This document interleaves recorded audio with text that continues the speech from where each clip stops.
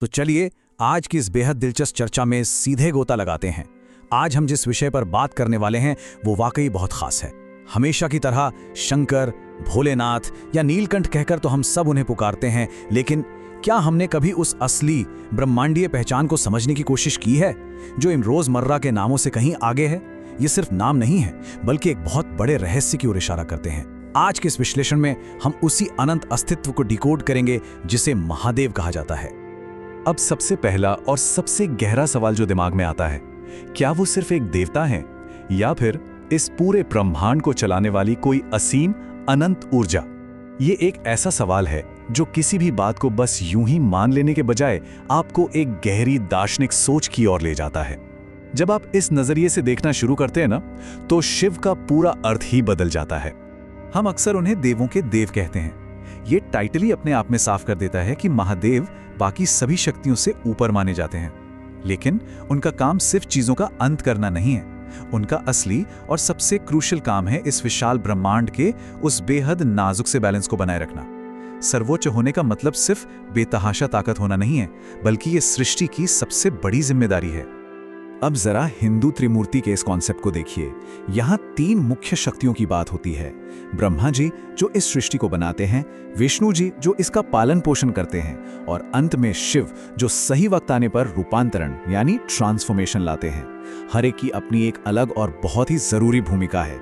एक के बिना दूसरे का काम बिल्कुल अधूरा है।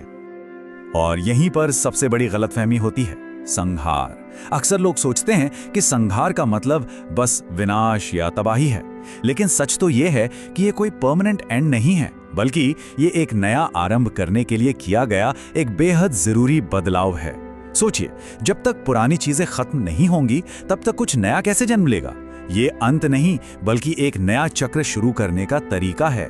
खैर, अब महादेव के स्वरूप और उनसे जुड़े इन प्रतीकों की बात करते हैं। उनका रूप जितना रहस्यमयी है, उतना ही मीनिंगफुल भी है।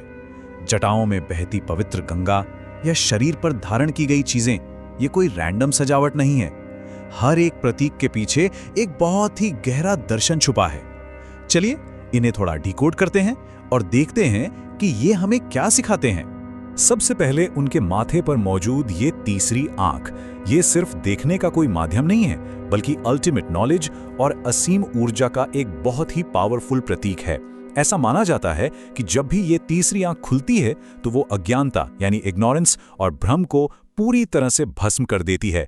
ज्ञान के प्रकाश से अंधकार मिटाने का इससे बड़ा रूपक और क्या हो सकता है? और वो सांप, हम इंसान सांप से कितना डरते हैं, राइट? लेकिन महादेव के गले में वही सांप पूरी तरह से कंट्रोल में लिपटा रहता है।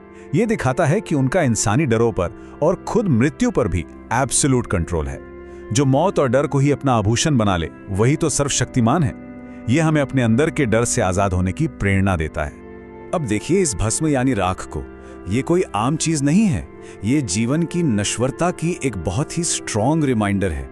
ये हमें याद दिलाती है कि ये शरीर, चाहे वो कितना भी ताकतवर या खूबसूरत क्यों ना हो, एक दिन इसी राख में बदल कर मिट्टी में मिल जाएगा। हमारे ईगो को, हमारे अहंकार को जमीन पर लाने का ये एक बहुत ही विनम्र तरीका है। इन सब के अलावा उनकी एक और बहुत ही पावरफुल आइडेंटिटी है, आदि योगी, योग के पहले गुरु।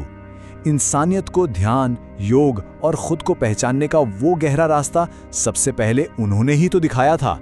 ये रूप हमें बताता है कि वो सिर्फ संहारक नहीं है, बल्कि फिजिकल और मेंटल पीस और ज्ञान के सबसे बड़े दाता भी हैं। उनका ये दोहरा स्वरूप, जिसे हम डुअलिटी कहते हैं, वो सच में कमाल का है। एक तरफ देखिए कैलाश पर्वत पर उनका वो एकदम शांत, गहरा और निर्विघ्न ध्यान, और दूसरी तरफ जब जरूरत पड़ती है तो उनका वो अत्यंत उग्र और भयानक रौद्र रूप सामने आता है। ये पूर्ण स्थिरता और असीमित तीव्र ऊर्जा का एक एकदम परफेक्ट बैलेंस है। अगर इस विरोधाभास को और गहराई से समझें तो वो एक्सट्रीम्स के मास्टर नजर आते हैं। एक पल में वो एक बेहद सरल, आसानी से मिल जाने वाले वैरागी लगते हैं, और वहीं दूसरी ओर वो अनंत और असीम शक्ति के स्वामी भी हैं। ये दोनों एकदम अपोजिट बातें उनमें एक ही साथ मौजूद हैं, और सच कहूं तो यही ब्रह्मांडीय संतुलन की असली नींव है। ये बैलेंस उनके भोलेनाथ नाम में भी साफ झलकता है। भोलेनाथ यानी वो जो बहुत जल्दी और आसानी से प्रसन्न हो जाए। सामने कोई देवता हो, दानव हो या फिर कोई साधारण इंसान, अगर आपकी भक्ति में सच्चाई और प्योरिटी है तो वो आपको तुरंत स्वीकार कर लेते हैं। बस सच्ची और ईमानदार नीयत होनी चाहिए, वहां कोई भेदभाव नहीं है। तो इन सभी स्वरूपों और नामों के बीच उनकी शिक्षाओं का कोर मैसेज आखिर है क्या? मैसेज ये है, सच्ची शक्ति बाहर नहीं, ये हमारे भीतर है। महादेव हमें यही सिखाते हैं कि अगर आपको असली ताकत महसूस करनी है तो बाहर की दुनिया में नहीं, ध्यान और शांति के जरिए अपने अंदर झांकिए। यही सेल्फ रियलाइजेशन का सच्चा मार्ग है। इस पूरी यात्रा को समेटते हुए अगर हम इन की टेकअवेज पर नजर डालें तो महादेव का अंतिम सच ये है कि वो सिर्फ कोई फिजिकल देवता नहीं है, वो एक बहुत बहुत गहरा दार्शनिक विचार हैं।